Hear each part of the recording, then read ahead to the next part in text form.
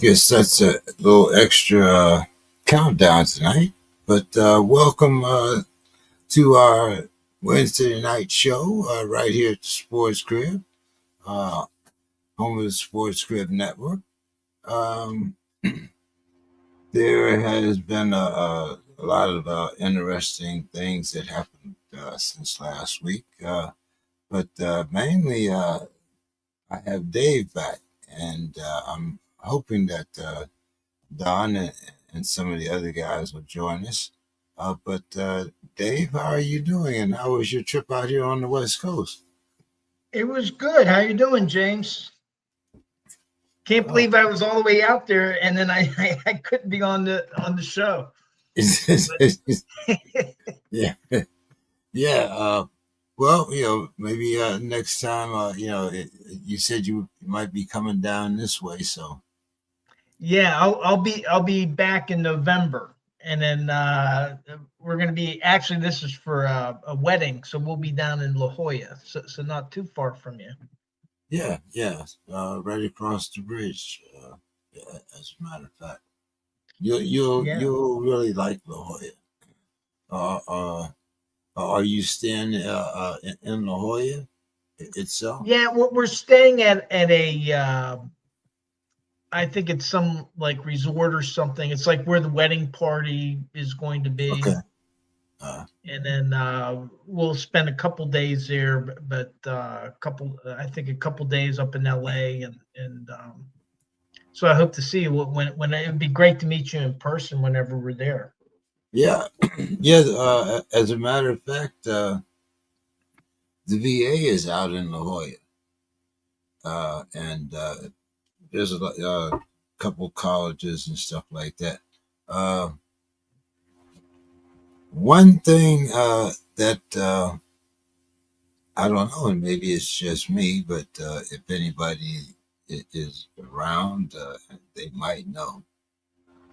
La Jolla is the only place where I have never seen a homeless person.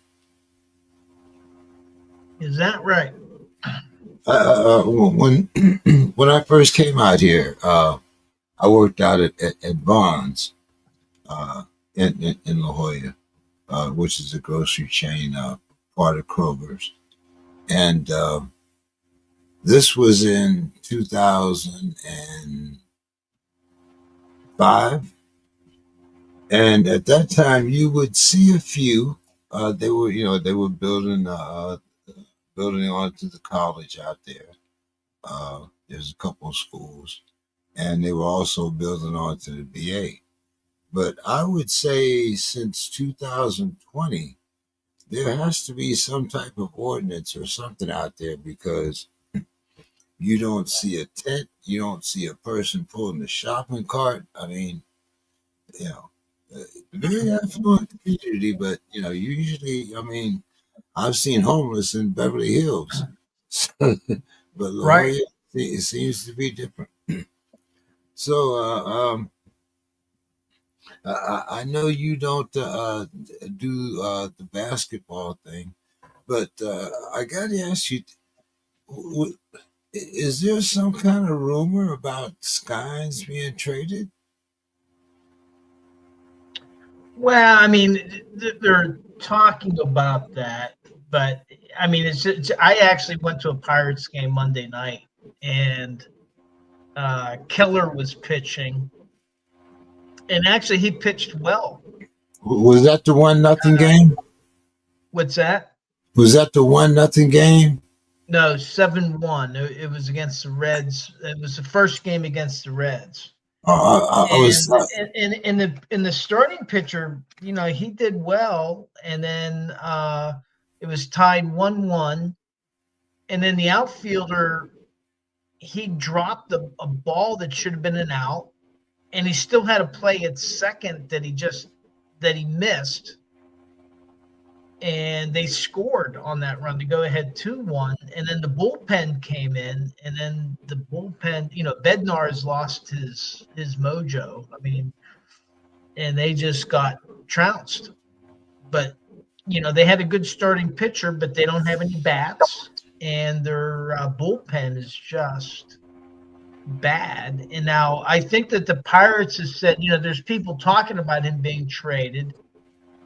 The Pirates are saying, no, we're building around him, but they haven't built anything around him yet. And the problem is that the PR public relations for the Pirates has just been horrendous. They've had one bad story after the other. They removed the 21 logo, the Roberto Clemente logo from the right field wall, replace it with advertisement. They were going to throw away all these memory bricks Right, right. until that, and then they caught themselves on that. So they make one gaffe after the other, and then plus it's the team's performance is bad. So they fired the manager Shelton. He got fired a couple games ago, but frankly, that's not the problem. Right. They have a talent problem and a supporting role. They have a couple good pitchers, but that's not enough. And so it's going to be a long season, I'm afraid. Yeah, I wasn't sure whether that was a rumor or or exactly what, because of course there's talk about the ownership, the whole 9 yards, like you said, one thing after another. Yeah, So the team says no. I mean, they're building around him, but the problem is that they've had to backtrack on so many things that they've said. It wouldn't be surprising if they traded him, which would be pathetic. And they probably had maybe 10,000 fans at the game on Monday, and it's nice to be. The park is beautiful. Got to spend a good time with Alex Kozora and Josh Carney and Troy Montgomery from Steelers Depot. It was nice to spend some time with them, but the product that the Pirates are putting out it's pathetic. yeah, I mean, to the point of where late in the game there was chance of sell the team, and then they turn up the music to try to drown out.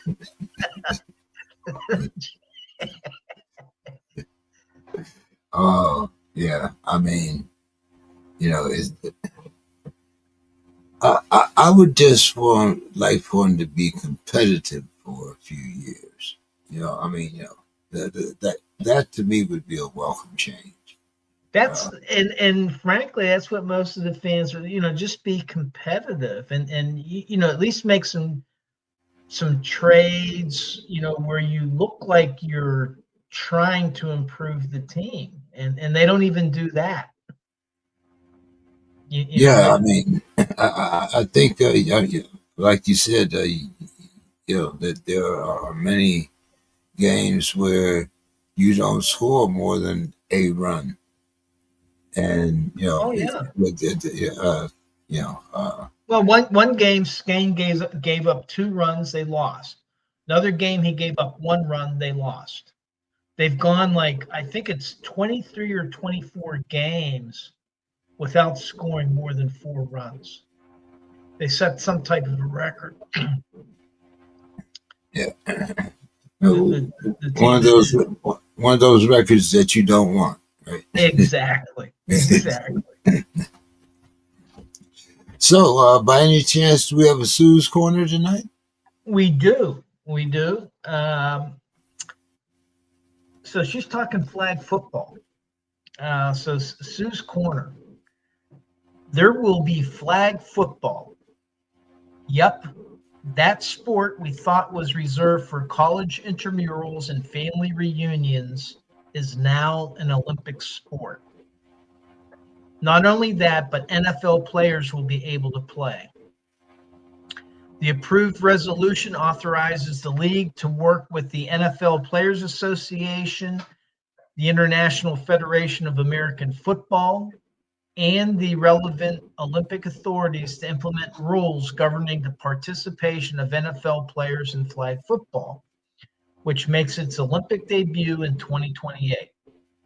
Only one player from each NFL roster will be able to play for Team USA. That's 32 players. But if any players have dual citizenship, they can play for another country.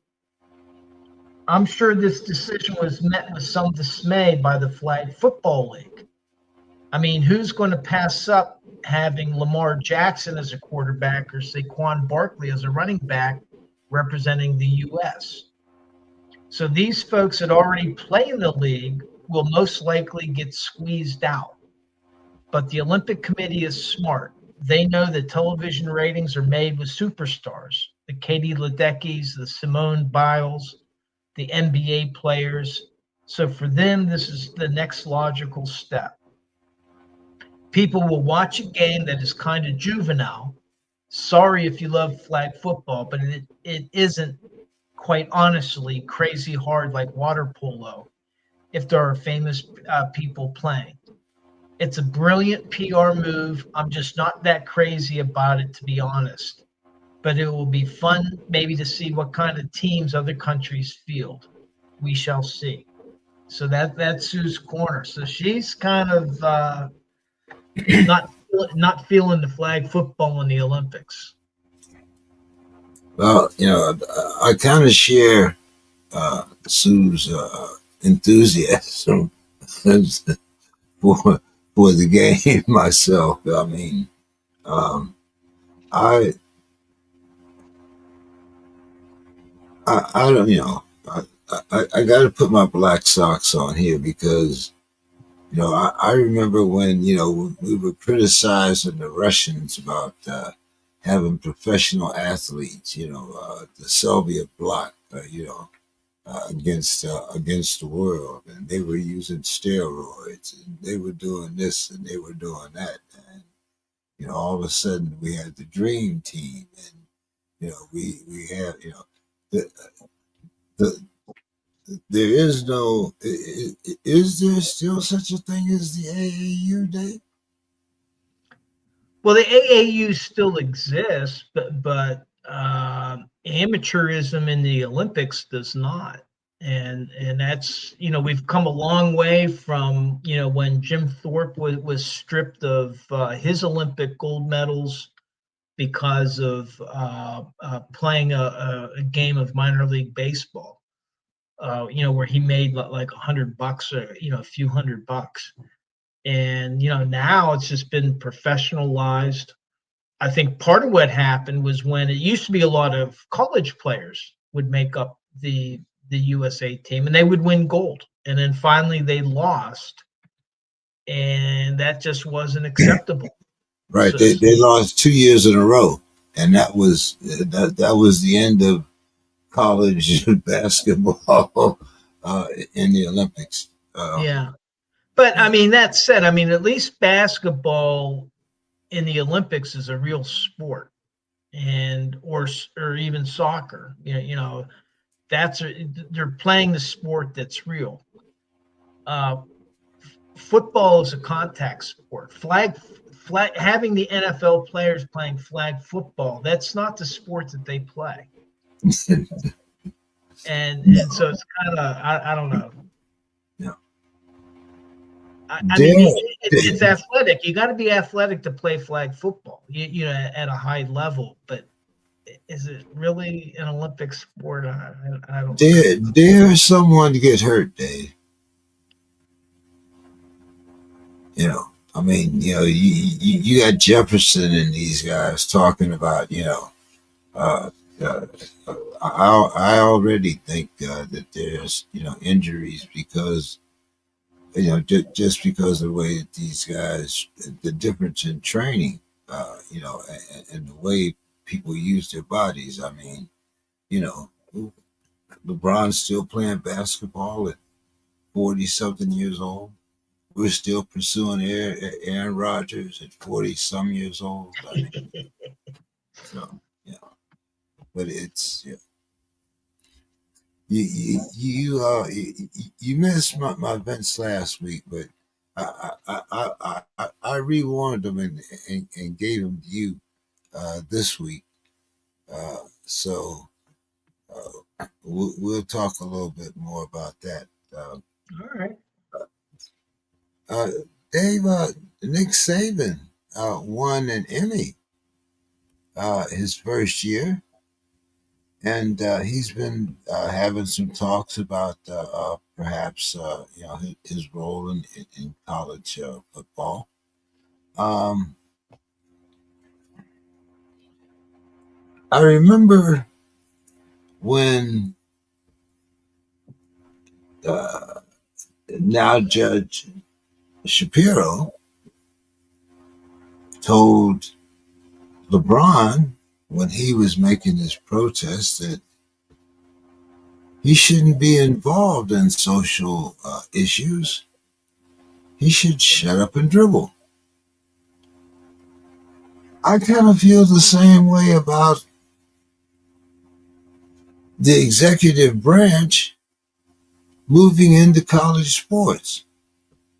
And Nick Saban says that he doesn't really see a need for it. What do you think, Dave?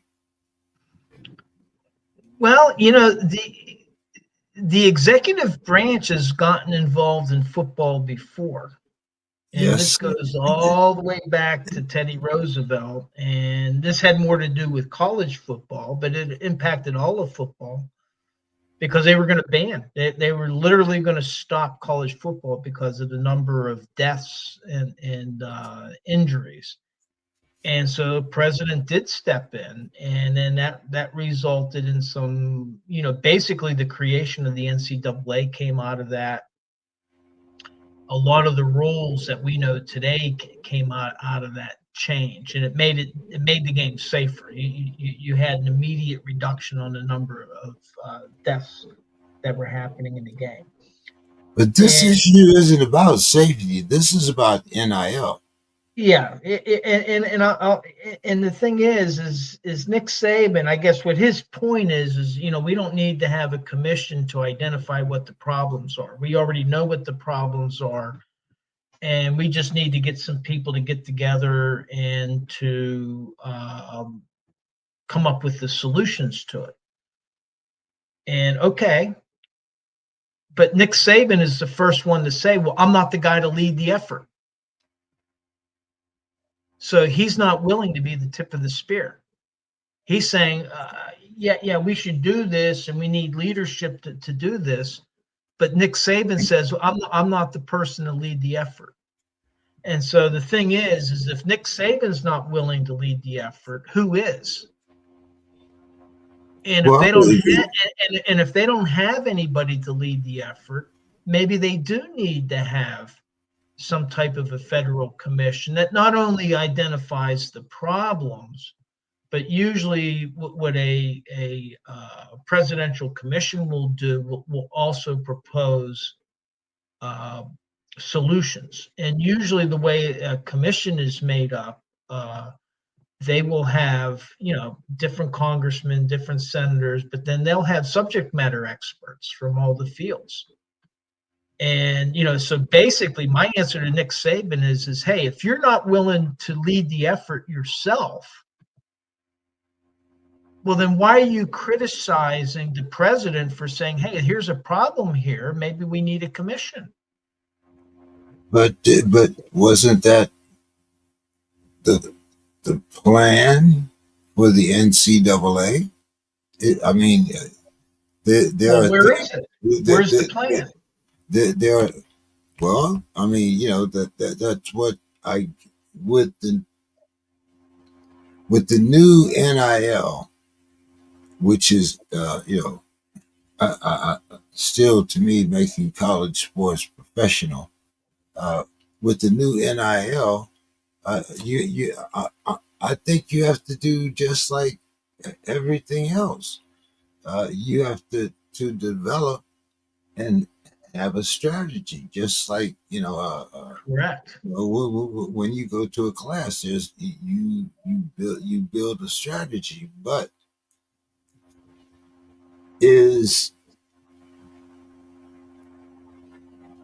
do we want government involved in more things? I mean, aren't there legislative things that maybe should take precedent, like maybe the budget, or I mean something like that.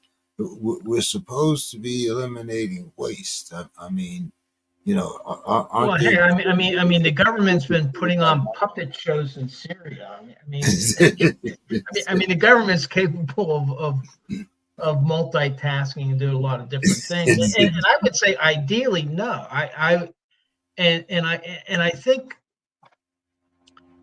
and maybe, this comes from Trump's art of the deal. When he says something like this commission, well, then maybe this will wake somebody up to say, hey, let's get together and let's come up with a plan ourselves. Otherwise, somebody else is going to come in and tell us what to do. And my problem with Nick Saban is it's not so much of what he's saying, it's his unwillingness to lead the effort. Well, I mean, the SEC commissioner, I'm sure, who would be willing to step in there because he's all for it. But who's come in to lead the effort? Nobody has. And so what's happened over the last several years is NIL, they've well, it's just not only NIL. You have the transfer portal. Right, right. You Well, have all the the accessories that come with it. I mean, because now you also have Title IX, which was not part of the original deal. Uh, right, and then you know, and then you have different states have different laws. right, right. They have different takes, and so okay, well then who's going to take charge? And so, what I get out of Trump, I don't think that this is something that Trump wants to do, but it's kind of like in the absence of anybody else doing it, it's like, okay, well, then we'll form a commission.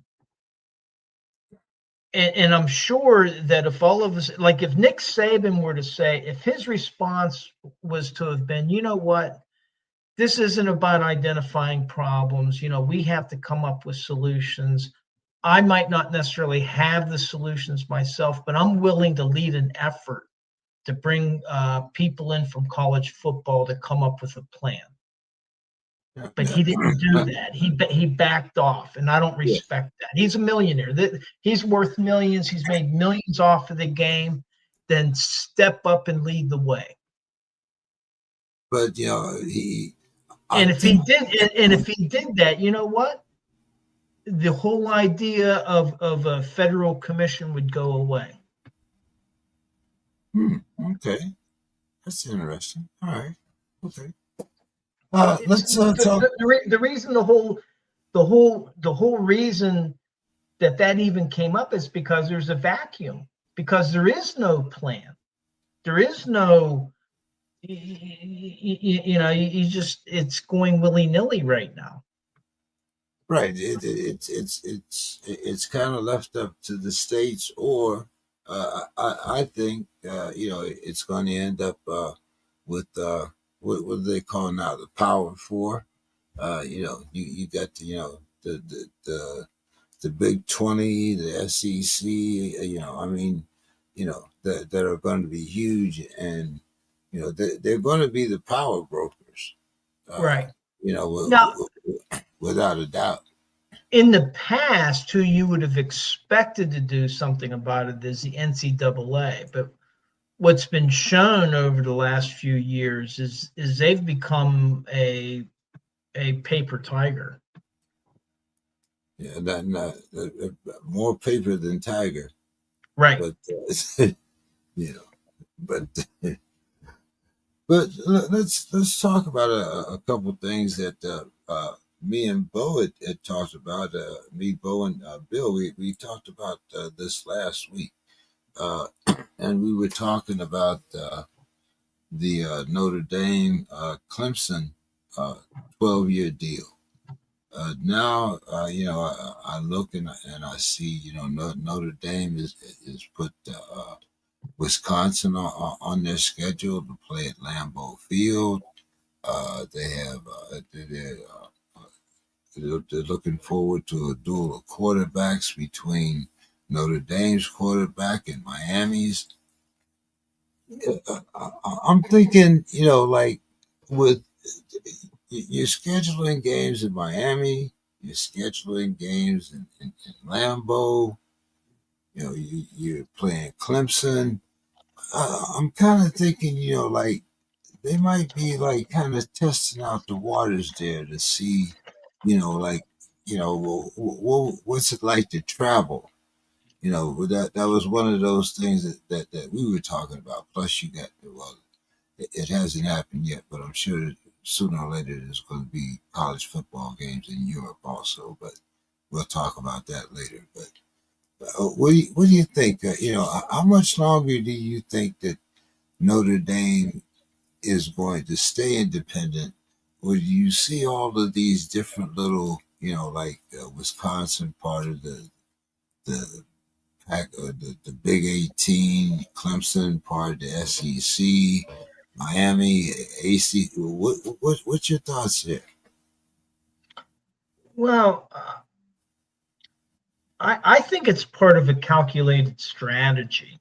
And first of all, the game with Wisconsin at Lambeau Field, that was originally scheduled for 2020, and that was canceled because of COVID. And um, and it was part of what they called the Shamrock Series, which was supposed to be this neutral site games. And they did play Wisconsin at Soldier Field, for example, the next year in 2021. That was a part of that series. And the same thing with Miami. Now, Lambeau makes sense because I think Notre Dame will be the home team. Uh, because Lambeau Field, Curly Lambeau is a Notre Dame alum who the stadium's named after. The founder of the Packers is actually a former Right. uh, member of the Irish.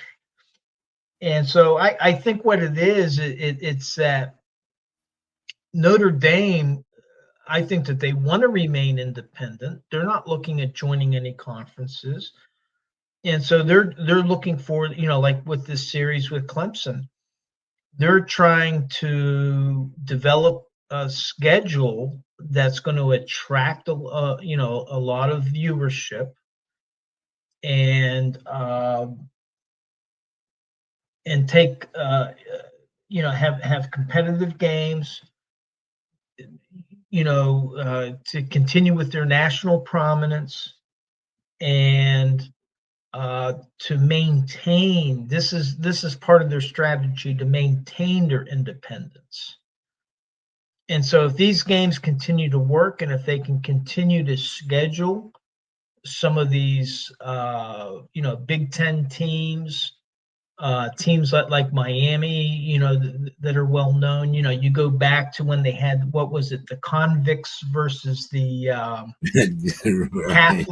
Catholics versus the convicts game, this kind of thing. And if they can do that, well, You're they're going to dating stay. us, They'll Dave. stay independent for as long as they can. You're dating us there, Dave. Yeah.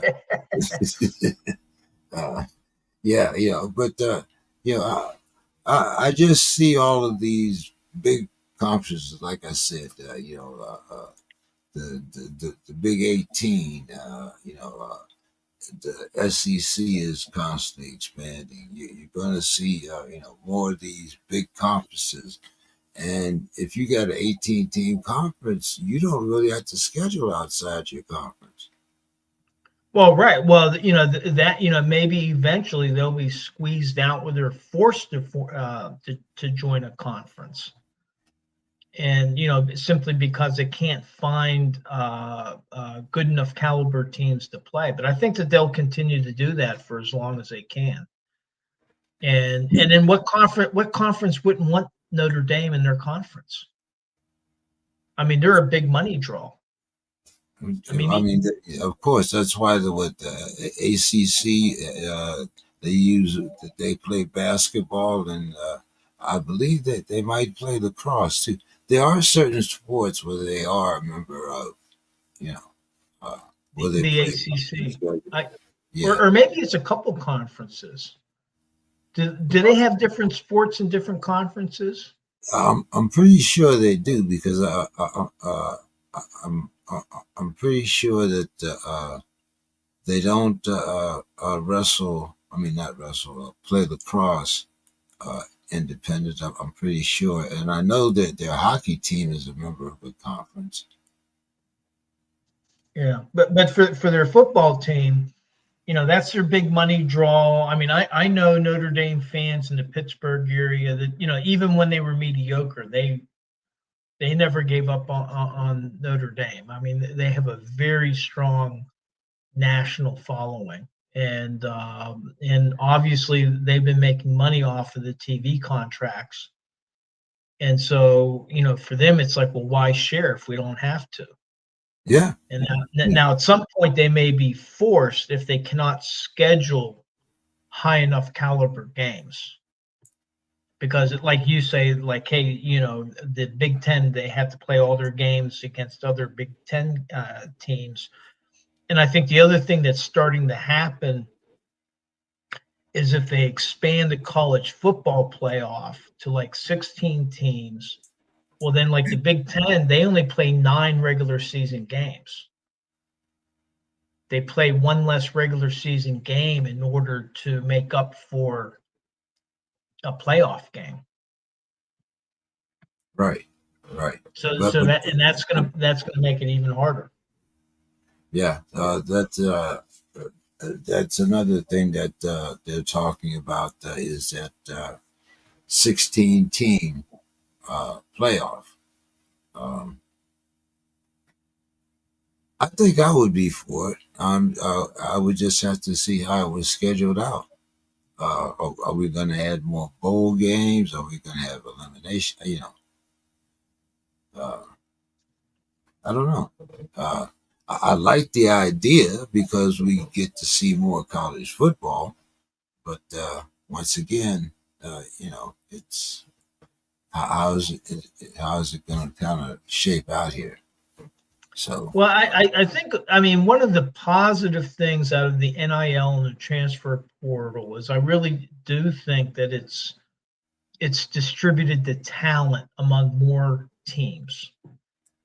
And so it's harder now for a team just to stockpile, where their third or fourth string could take on most college programs. That's hard now because those third and fourth string players, they're going into the transfer portal so that they can be a starter somewhere else. and not only that, remember there's what only 84 scholarships available, and And they're 20 what was it 20? I mean the total is 104, right? they're I think it's 107 that they're limiting the rosters to. Is it 107? Okay. Yeah, Uh, and that's affected a lot of teams. A lot of teams had a lot more than that, and so now you might hurt the people that the walk-ons. well, that was that was something that that we had discussed in other shows. Exactly how is it going to affect the walk-ons, and are there going to be any more walk-ons when you're what is it? I thought it was 84 scholarships. Maybe it's 87, and then 20. I forget exactly the breakdown, but we had discussed it earlier. But yeah. Um, David, it's been a while. Well, it's only been a couple of weeks, but it seems like it's been a while.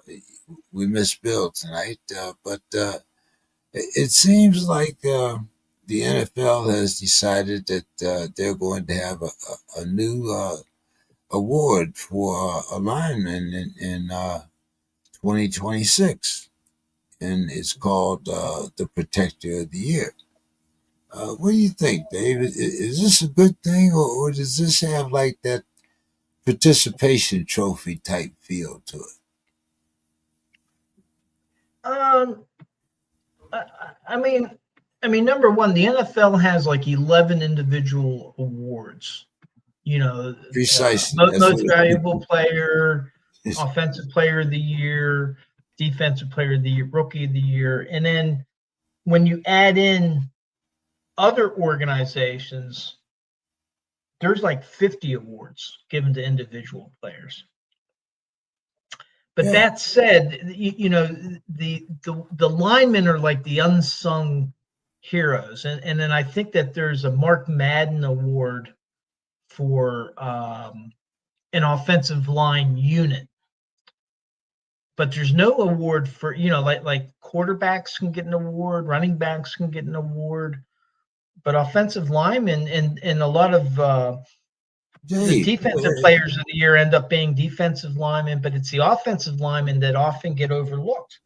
Dave, have you seen what we're paying for offensive tackles?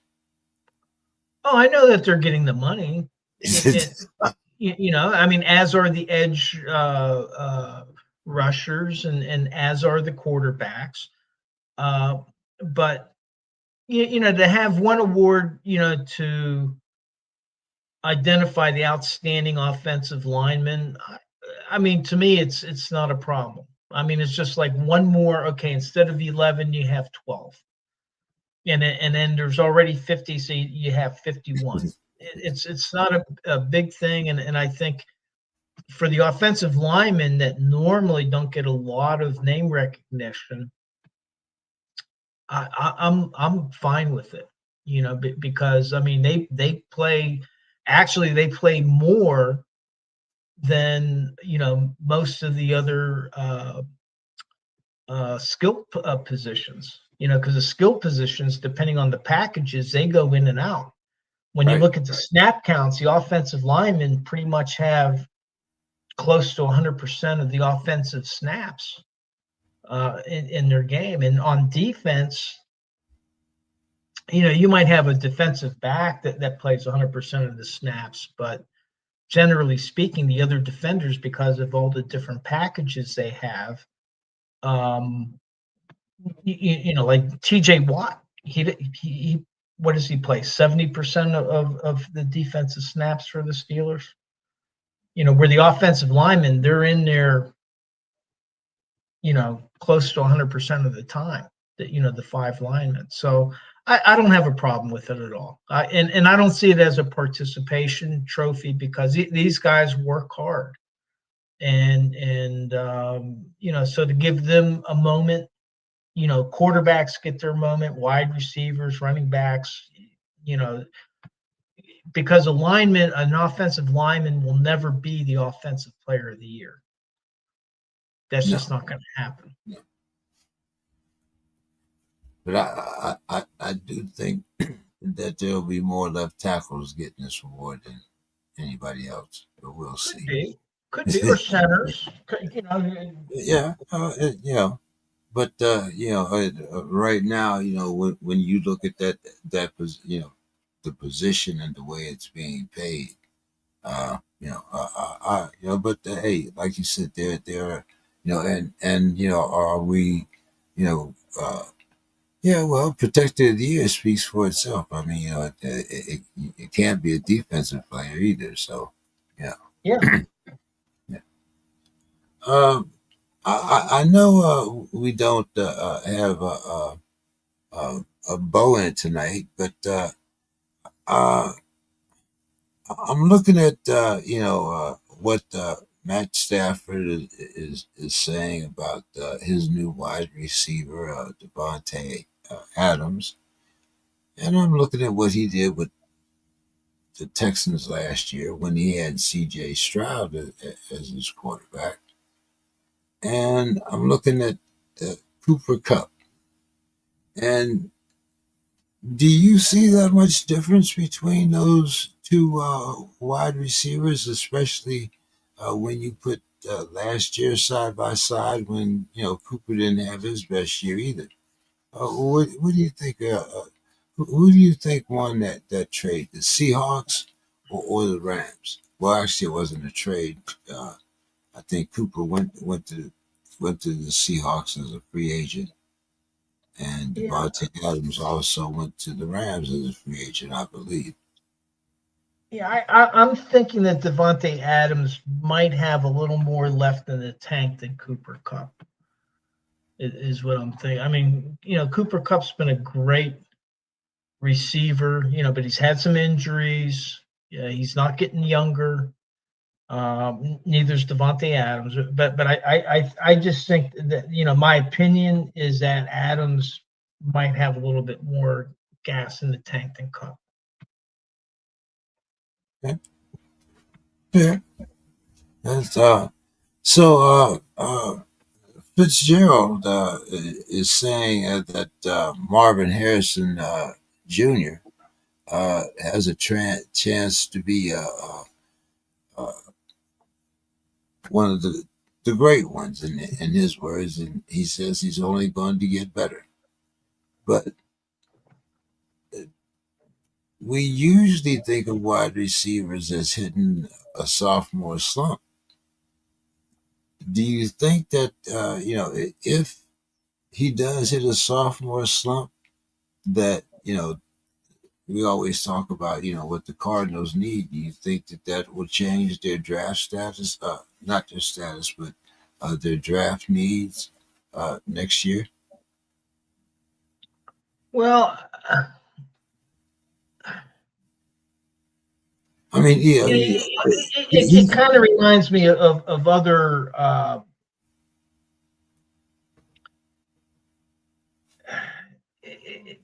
What it is, it's like, does he? It's not him alone. Okay, does he have like a number two receiver that's going to attract attention?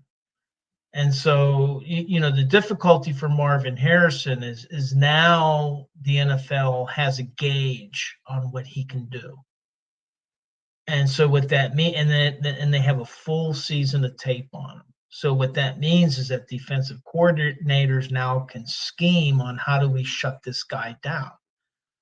Well, the way you avoid getting him shut down is, hey, I have a number two, I have a number three receiver, I have a tight end, I got other players I can go to that are going to take the heat off of him if they smother Harrison to open him up. So I think, in terms of his sophomore slump, I think he's an outstanding athlete, and I think it's more in terms of, okay, well, what has Arizona done in order to take the attention away from Marvin Harrison, so that they just can't blanket the guy all the time. well, And they had their own Travis Kelsey. What's the tight end? McBride?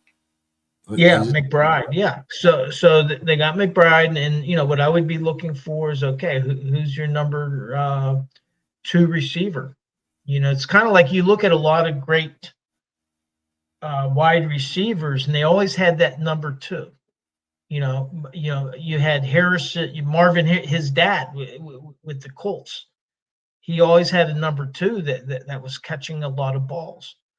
Jerry Rice with San Francisco, same thing. You had Lynn Swan and John Stallworth together. So I think they should be thinking in terms of tandems rather than individual wide receivers. Okay. You're just going to get all the questions tonight, dude. Uh, I'll answer them the best I can, because some of these teams I'm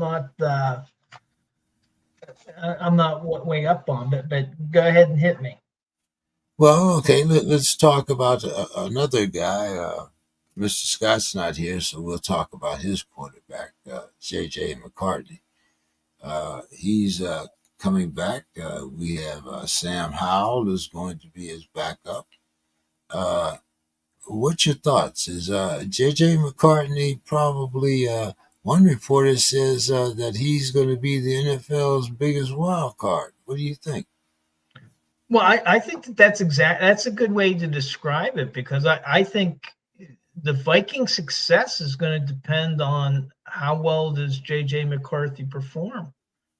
And if he turns out to be horrible, then the Vikings are going to have, it's not going to be as dominant a season as they have. They're still going to be good. They have too much talent on that roster. But I think that they calculated that, hey, we don't need Sam Darnold anymore. We're ready to go with our young guy. And now we're going to find out, is that young guy ready? And because Sam Howell's not in the plans. He's just there in It's a case their backup. guy, as a Yeah, backup. Just if yeah. their guy gets hurt, he's not poised to No, lead this team on to the promised land. And that mantle they put on JJ McCarthy. And they believe in him. He hasn't gotten to play a whole lot. And so now this year we're going to find out. And that is the wild card for the Vikings, I think, this season. And if he performs well, then they're going to be a very, very strong team. Like for example, like with Purdy, I'll use that as an example. He got drafted by the right team. He was Mr. Irrelevant, but when San Francisco got him, they had all these weapons around him. The running right. back, McCaffrey, the receivers, the tight end. They had a good offensive line, and then they had a system so that he could operate within that system. And now he's making $50 million, right? Well, if Cleveland had drafted Purdy, he wouldn't be making $50 million now, right? And so now for McCarthy, it's kind of like you got Justin Jefferson, you got the tools in place. They got the Hawkinson, the tight end. They got the tools in place for him to succeed. Can he make it work? And do they have the system that he's going to succeed in? And I think for the Vikings, they do, and really the wild card is JJ McCarthy going to make it work? And just like Purdy, Purdy could have fallen on his face in San Francisco, but he didn't. And so this is the opportunity that McCarthy has. Yeah, if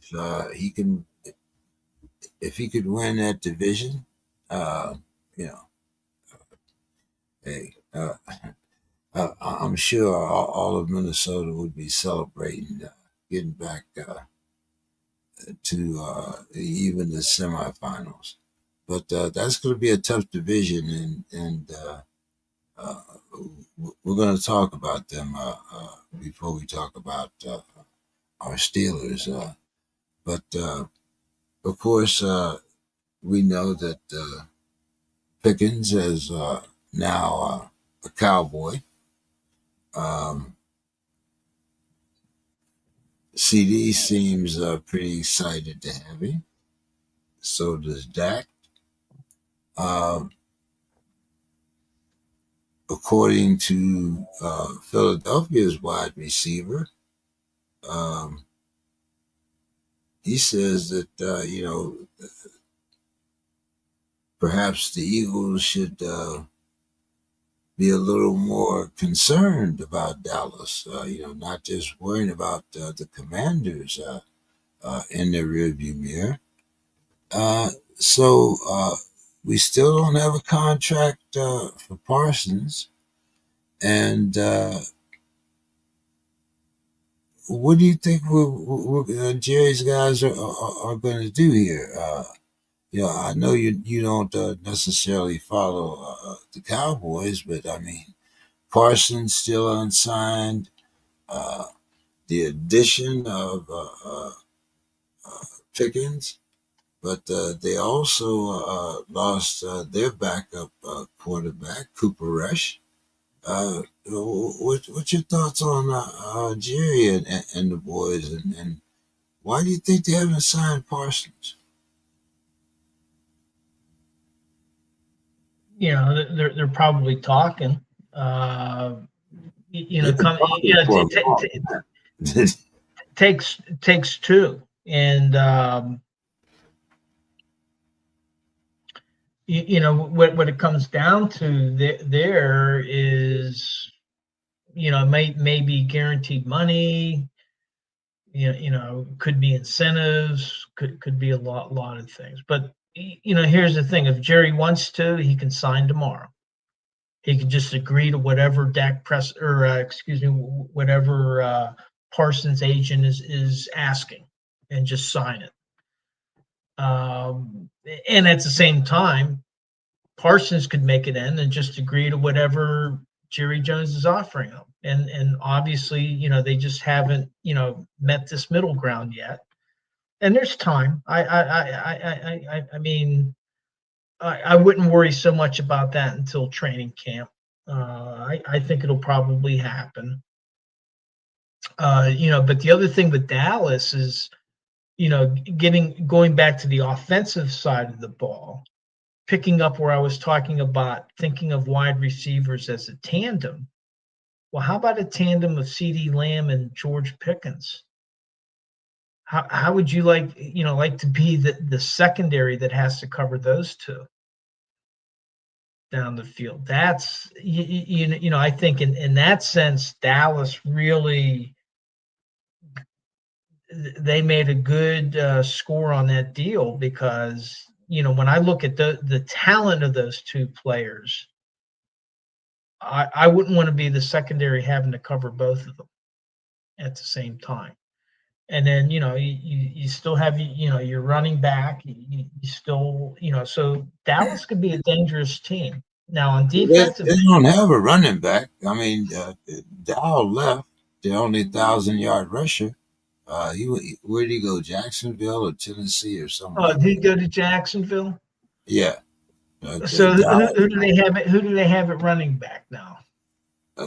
running back by committee. I don't even know. I think they cut what's his name, right? Uh,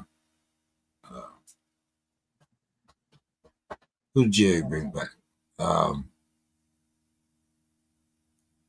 he's an older running back. He came back. He was a Cowboy before. Um, yeah, I could just look it up. What am I doing? Yeah, that's exactly what I'm doing.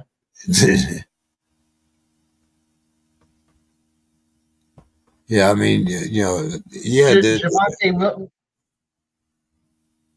Uh, Go is ahead. it Javante Williams?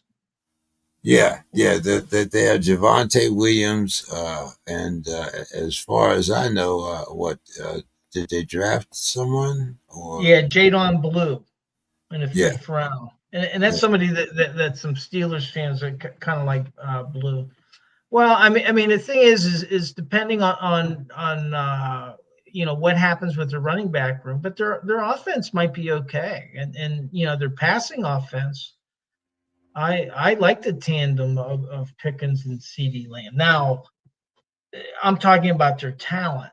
Now, the big question is, how will George Pickens fit into that clubhouse? And so far, he's saying all the right things. He said that it's a different culture in Dallas, right. uh, and so we'll see how he fits. I think part of the problem,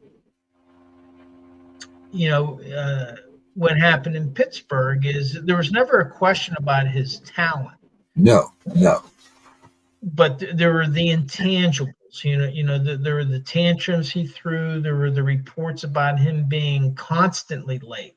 Just not the Christmas game, but times when they had to have the plane waiting for him because he was late, holding up the rest of the team. And I know that Mike Tomlin, when he talks in his interviews, he's also he's communicating to more than just the fans.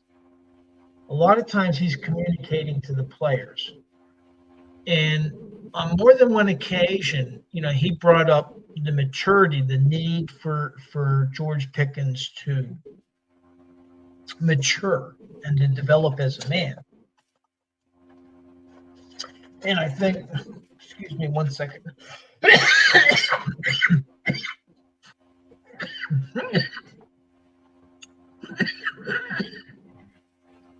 And I think that what happened was Mike Tomlin kind of decided, well, he wasn't going to develop anymore in Pittsburgh. And so I think as much as anything it was Mike Tomlin's call to trade Pickens to say, okay, I've done what I can for him, and now it's up to him. And so now Pickens has an opportunity, completely new club. He knows that, hey, they let him go in Pittsburgh. Yeah, yeah. I, I'm not sad to see Pickens go because I'm one of those. I mean, we've been through the whole Antonio Brown thing. I mean, so we're used to having divas, and we're used to. But Tomlin usually gives them enough rope to hang themselves. So that's usually how that goes. So I wasn't. It's not that I was mad about losing Pickens so much as who the hell was going to be the number two if you're making Metcalf number one? Are you? Is it all? Is all of a sudden Austin the third going to be your number two? I mean, it well, That's exactly the problem. And so where Dallas, now they had that tandem, Pittsburgh created a hole where now they don't have that tandem. I would have and liked to have seen a Pickens in a DK Metcalf. That would have been kind of interesting. or like I said, I would, I know probably it wasn't feasible. Sounds good on paper, but I would have liked to see if they could have pursued the kid Garrett Morris from the Jets, Right? and and possibly made a trade, Pickens for Morris or something like that. But you know, so I got my Black Sox on tonight, Dave, All and right. I'm really, really wondering what's going on with my guys. So I got a series of questions here now. Last week, Bill was here and he kind of gave his version, but I'm going to ask you these. Oh, first of all, do you have your tickets for Dublin yet? No, I I did see. not. They had a lottery for season ticket holders, and I wasn't one of them that got selected. So one of my buddies did. He has 2 tickets. He's taken his girlfriend. I'm still going to Ireland. I did booking a flight to Dublin, so I'll be there that weekend with or without tickets. But I have to wait until they go public. With the NFL tickets. Okay. And hopefully I don't get soaked too bad for You have to you're gonna have to use some of those contacts you built up over the years. Networking, right. baby, networking. Exactly. There you go. But I will be in Dublin with the I have a hotel room, and with or without the tickets, because it'll be a carnival atmosphere. So Oh, most definitely, yes, yes, yes. Yeah. So you're gonna go get your pint. No, no, that's Scotland, right? With the pints. Uh, no, they have pints there. Yeah, yeah, Guinness. You get a pint of Guinness okay. or Harp. That's another one of their beers. So Okay. So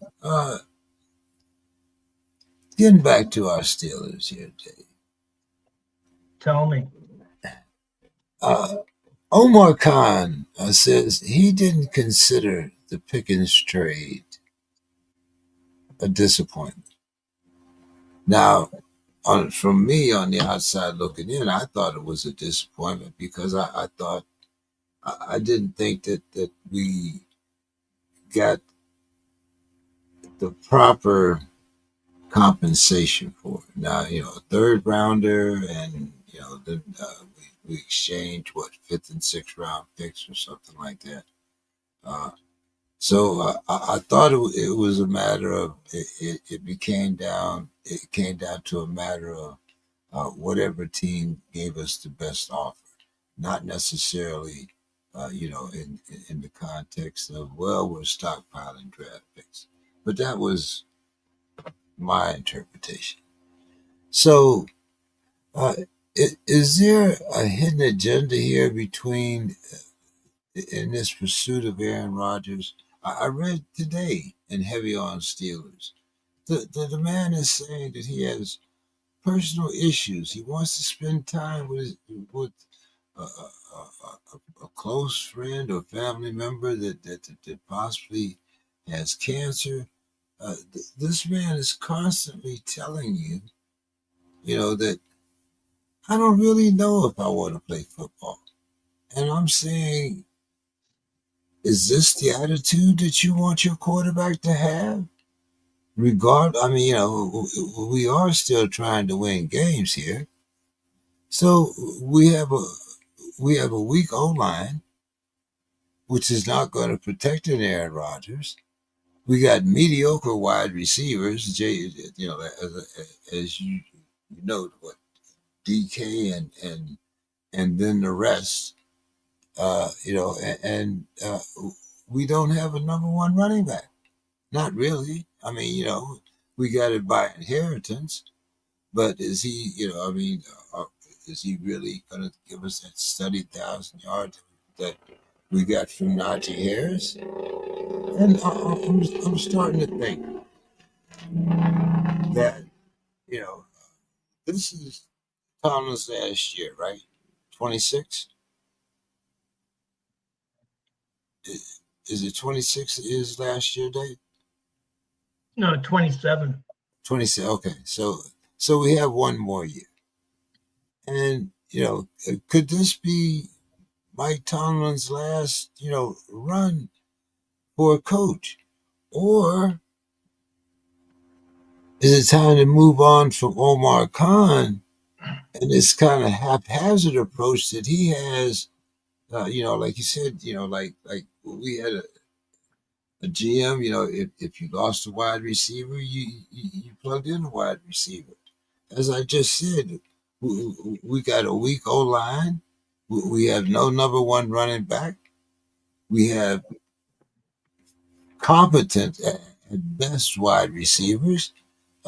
So uh, what's going on here? I mean, is it time for Omar Khan to adopt a different strategy, or is this really, like an all over, just like you were talking about, starting all over in 26, or making 26 the year that we draft for the future. Is there a future for Tomlin in Pittsburgh Day?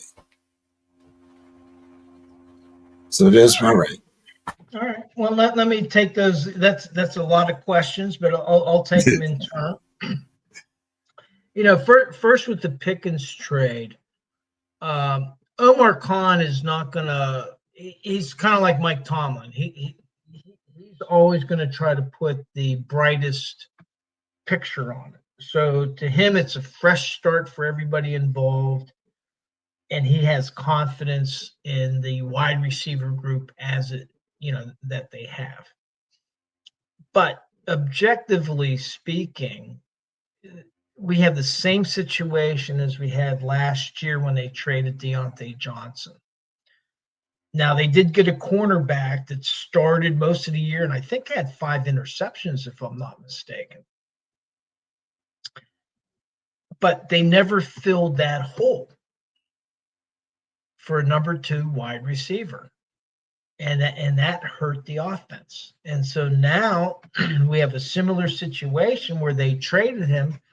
Yeah, they got a third round pick, and And it sounds like that there may have been some players in the locker room that wanted to cut bait with them.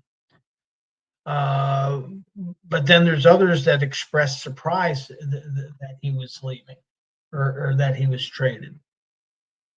But see, to me, the big question is okay, how do you fill the hole? Last year, they never filled the hole created whenever they traded Deontay Johnson. And this year, He I mean, created another hole. they created another hole. And I mean, I love Calvin Austin. You may see him getting a contract extension, but he's no more than a number 3 receiver. At best. And Roman Wilson he's an unknown factor. He played 5 snaps. He was hurt at the beginning of training camp last year, Right. so we don't know what he brings to the table. We were expecting more from him, but like you said, And Robert Woods is a journeyman. He he's, to me, he's like a Van Jefferson, or maybe Thielen. He's like a Thielen, one of those, right. And so that's not a replacement for none of those people is a replacement for George Pickens. So I don't know. And right now, the players that are available for trade, the free agent market, you've talked about DJ Moore before. There's Keenan Allen. There's a couple Ari guys. Cooper. Right. But these guys are also no replacement for Pickens. Right. Now they may be an improvement over what they currently have. And so that'll take me to my next point about the pursuit of Aaron Rodgers. I don't think that there's a hidden agenda at all. Basically, what the deal is they feel what Pittsburgh is trying to do. They're trying to do 2 things at the same time, and they may risk getting neither. But what you're trying to do is you're trying to build for the future, and at the same time have as competitive as a team in 2025 that can compete for the playoffs. And isn't this a repeat of what we did with Big Ben and Kenny Pickens? When you got a guy that's been around, Big Ben, his whole college career, but when they get in the same locker room, Big Ben doesn't take on that mentorship role. And no. Kenny Pickett was drafted after Ben retired. There was no overlap between Ben and Kenny Pickett. I thought there was. Well, wasn't there overlap? Well, maybe I was wrong there, but I thought. Yeah, no, because they had brought in Mitch Trubisky. Oh yeah, that's right. I'm sorry. Yeah. And so he brought him back and let him go. Right. Yeah. And so part of it, and I've mentioned this before, is Pittsburgh is paying the price for previous misevaluations. Their solution before was Kenny Pickett. That was going to be their guy. They picked him in the first round. And they blew it. He wasn't the guy that they thought he was going to be. And so now they got to reload. And really the next time that they're really going to have an opportunity to do that is going to be in 2026. And so now it's kind of like, well, okay, what do we do for 2025? Well, their plan from last year is okay, we're going to sign Roman Wilson, and then we'll have Kenny Pickett behind him, and maybe Kenny Pickett can develop. Well, then Kenny Pickett didn't want to compete. He opted to leave, so they traded him. So then they brought in Justin Fields. And then the idea is that, okay, well, we'll have either Russell Wilson or Justin Fields in 2025. Art Rooney all but said that. We'll have one of them in 2025. And the problem with free agency is you don't have any control. and Justin Fields opted to go to the Jets. And for whatever reasons, they didn't really make a play to re-sign Roman Wilson. Yeah, there was something off there. Although publicly he seemed to do all the right things. But You mean Justin that's Fields? no Russell Wilson. Russell Wilson. Yeah, yeah. Yeah, Okay. Justin Fields, they tried to negotiate a contract with, and he opted to go to the Jets. Right. Or That's yeah, where he went. He went to the Jets. to the Jets. Fields, Now Roman Fields Wilson, they never really made a play for, and so they ended up with neither of those quarterbacks. So then they had to bring back Mason Rudolph.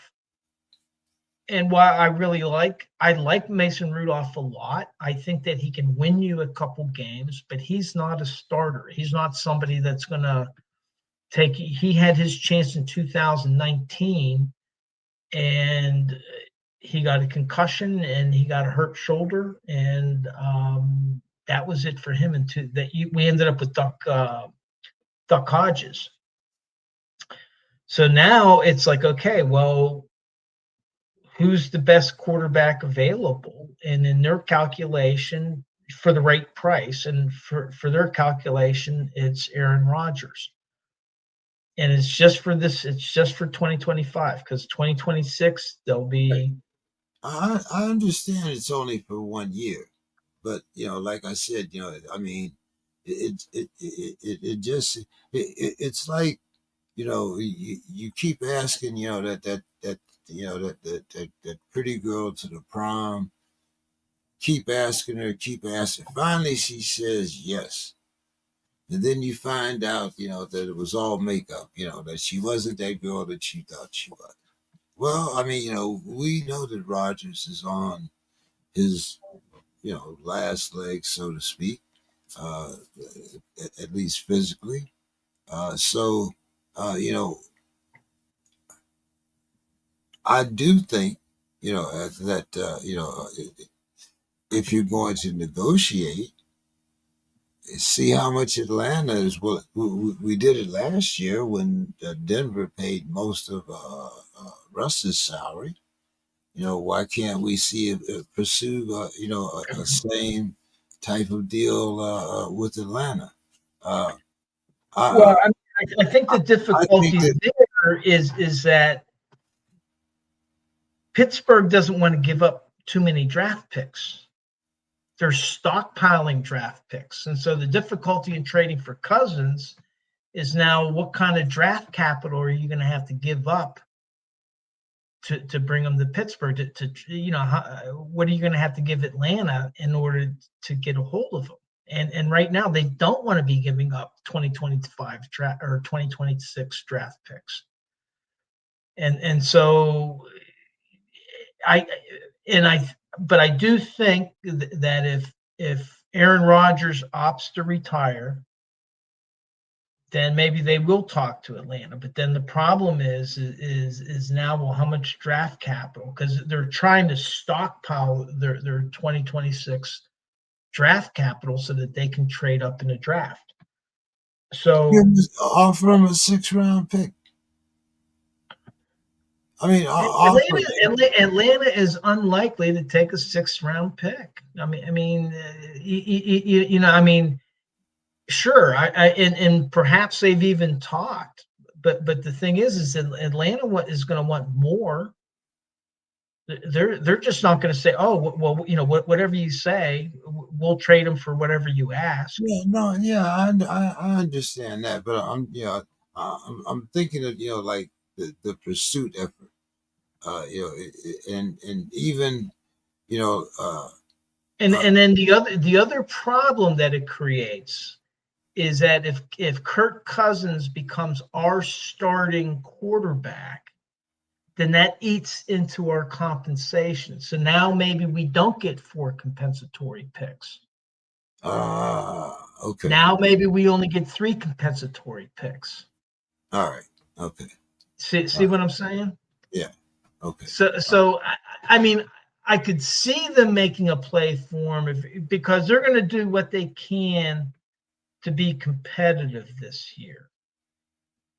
Is it a Super Bowl team? No, but for them, they believe that hey, if we can get to the playoffs, if we're going to be as competitive as we can. That's just been their culture. That's the way they are. They're not going to tank. They're not going to say, well, you see other teams do that where they play hard, but it's kind of like they get rid of players and they don't make any effort to strengthen their roster. And well, hey, they're tanking so that they can get a high draft pick next year. That's not in Pittsburgh's ilk. So that's Rodgers. Now you talk about the team weaknesses.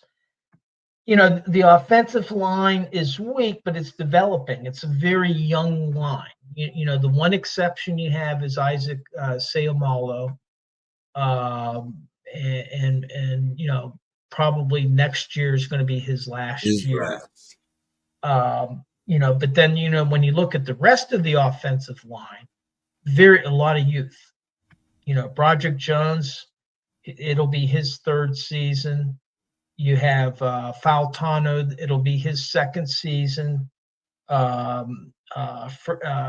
Frazier, the center, McCormick, it's going to be their second season. So it's a developing young offensive line. So again, I'm hoping that this line continues to improve. The wide receiver core, what we've talked about, and the big question is how do they replace Pickens? And there's not a name. I think that's a hole. Running back, the big thing is Caleb Johnson.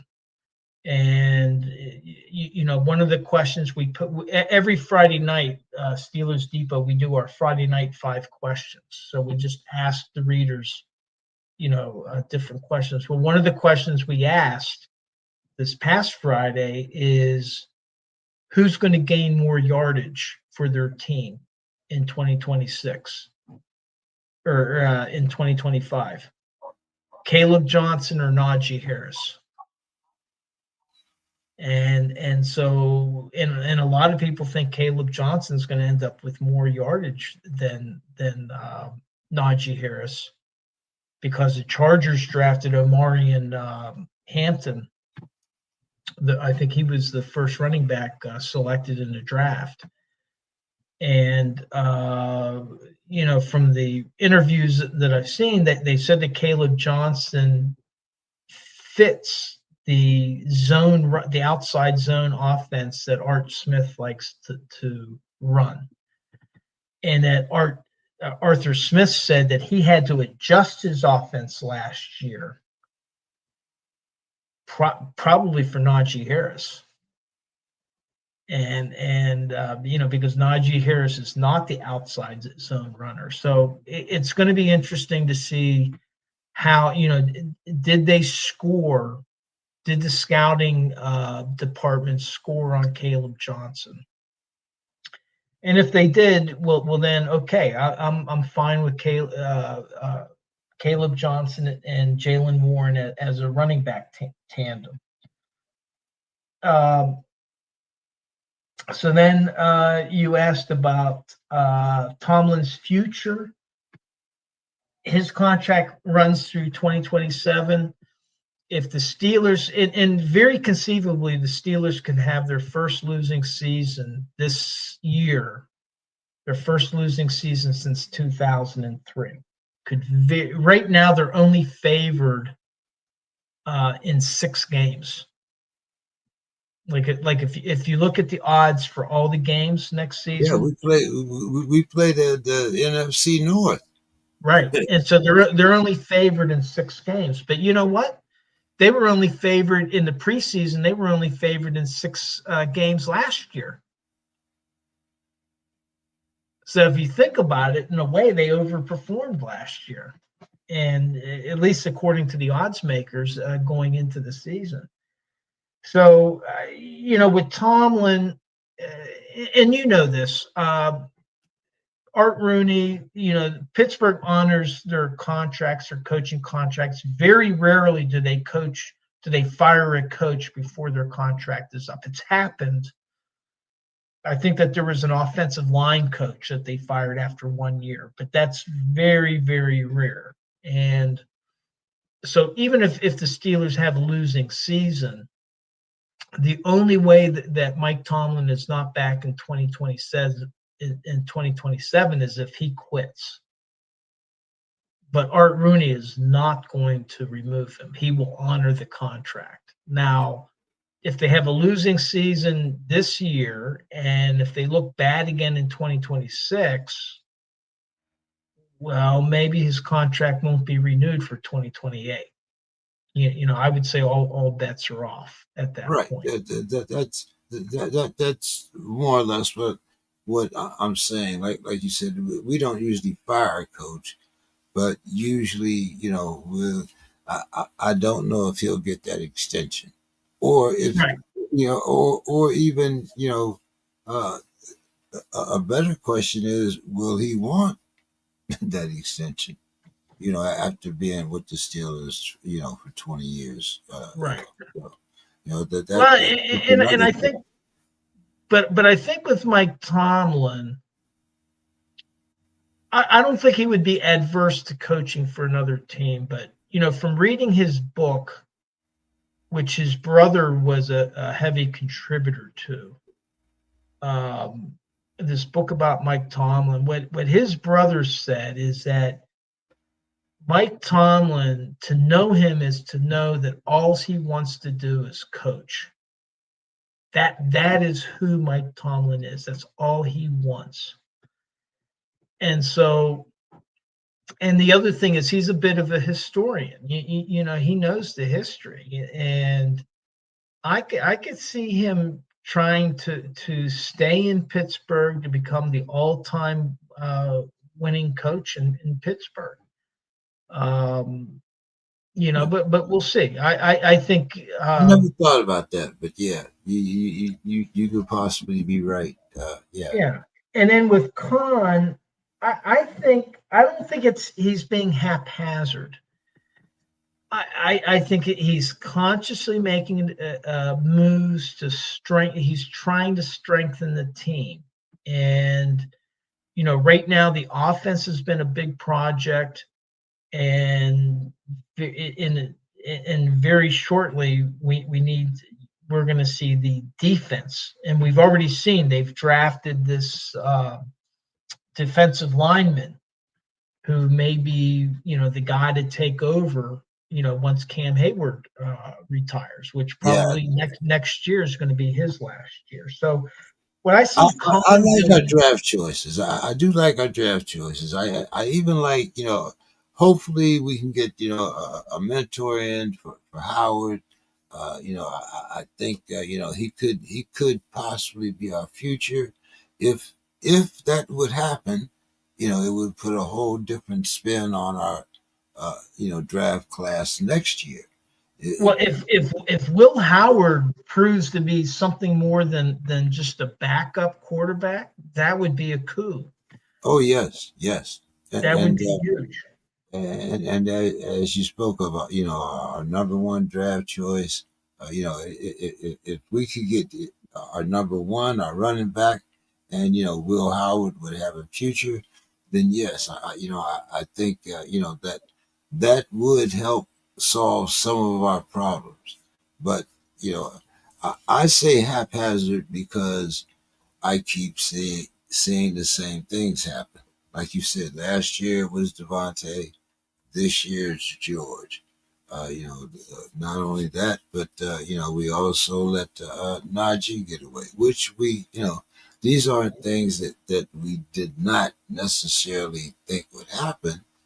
It's just that I don't see, I guess, uh, as a Steeler fan, I'm used to the plug and play.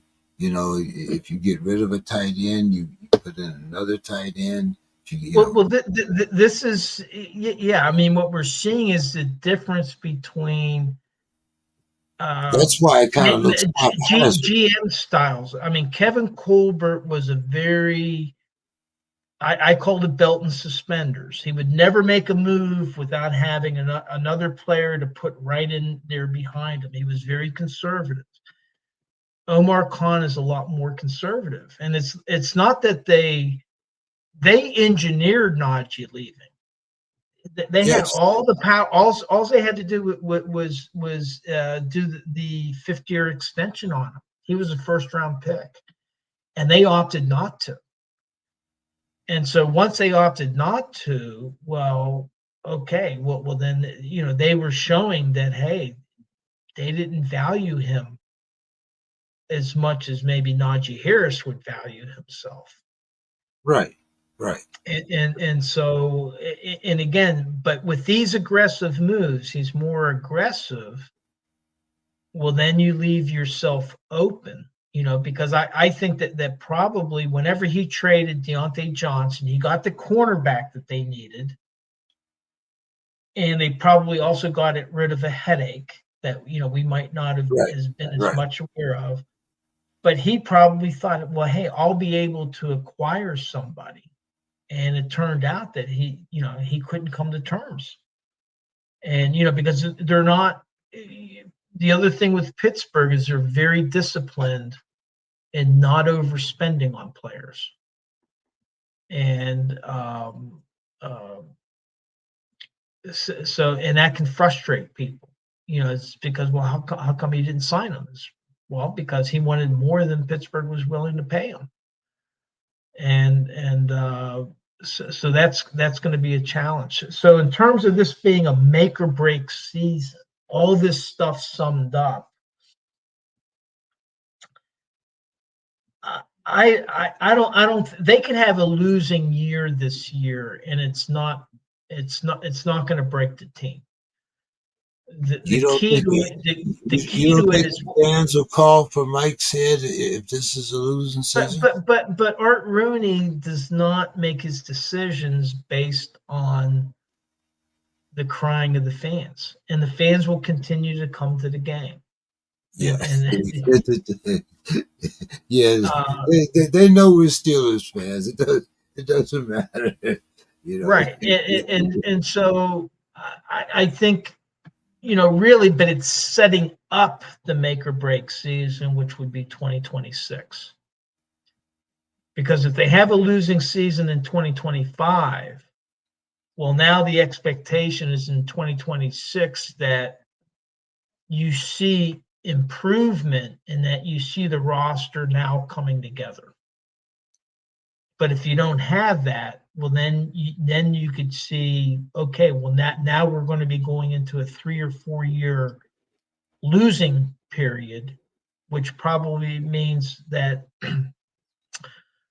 Tomlin is gone after 2027, and then they're going to a new coach, and then we're starting a new chapter. And so, for me, 2025 isn't make or break, but it's the prelude to the make or break season, which is 2026. So now what I'm curious about is how did my answers compare to what Bill had to say last week? I think you can go back for Bill's answers because Bill, in a lot of ways, he echoed your sentiments, about his uh, Omar Khan, uh, and also referring to the Rooney record of not firing a coach. But as I said, I don't think it's as much about firing Mike as it is whether or not what happens when his contract is up. Right, right. So, And so Jermaine Lockett he's in the comments saying if they bring in Rodgers, Tomlin is getting fired. Well, that they're see bringing in that Rodgers because Art Rooney, Omar Khan, and Mike Tomlin all want him on the team.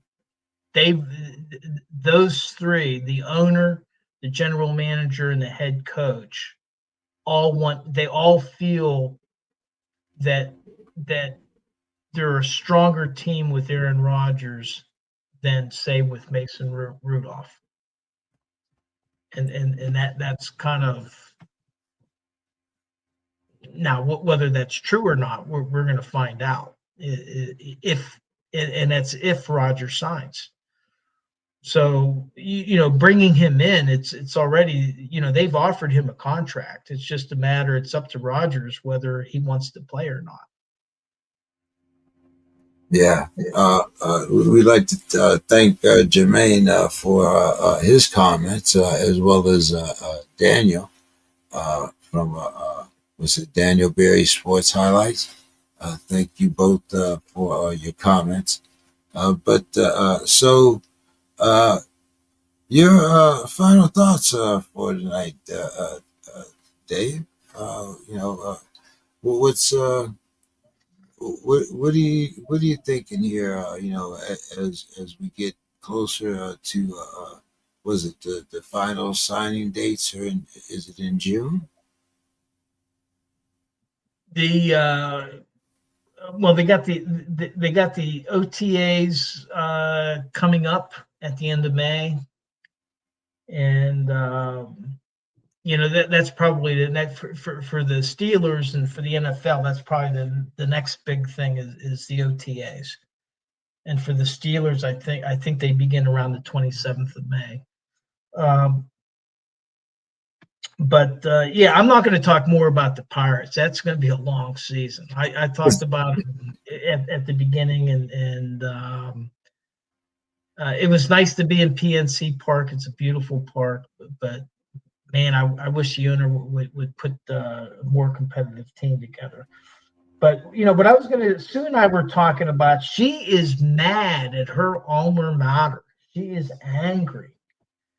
Um, Penn State is spending $700 million to renovate Beaver Stadium, the football stadium at Penn State. And at the same time, they're closing down 6 of their Commonwealth campuses, 6 of their satellite campuses. And that kind of really hits Sue the wrong way, because it's kind of like, Penn State, it's a state school. Its original mission was for Pennsylvania kids, for Pennsylvania students. Well, in-state students is down to 58% at Penn State main campus. And so, what's happened, it used to be like around 70, Right. 80%, Yeah. back in the days. But because they make so much more money from the out-of-state students and from the international students, it's really, really tough for a Pennsylvania student to get into Penn State. It's actually easier if you're from out of state. But the thing is with the satellite campuses, I think they have like 13 or 16, what they have. Well, those are almost 100% Pennsylvania students, and the tuition is much lower. And usually a lot of kids that are don't have the means, they'll go to these satellite, they'll go to a Penn State Beaver or Penn State York. Right. We have a bunch of them out here in California, University of California at La Jolla, Yeah, University of and then they California. would transfer into Penn State, Maine, their last 2 years. Well, shutting down 6 of these satellite campuses, well, they're by and large affecting all Pennsylvania residents. But they can put $700 million into the stadium, which of course is a big revenue maker. But man, it would be nice to see if they could do something to save some of these satellite campuses, because that's what a lot of these kids, especially lower mid-income kids, that's what they rely on, because Penn State's not cheap to go to. Oh no, no, Yeah. no. So my final thought is I hope that Penn State somehow rethinks this, and I just hate to see these 6 satellite campuses go. And I know a lot of people that have gone to them that never went to Penn State, Maine, but they think of themselves as Penn State students. And that, that's just the way it is. And I know that they have declining enrollment in Penn State or in Pennsylvania, but even if they had half the students at some of these satellites. There's got to be a way that they could keep some of these facilities open. So that that's my final thought for tonight.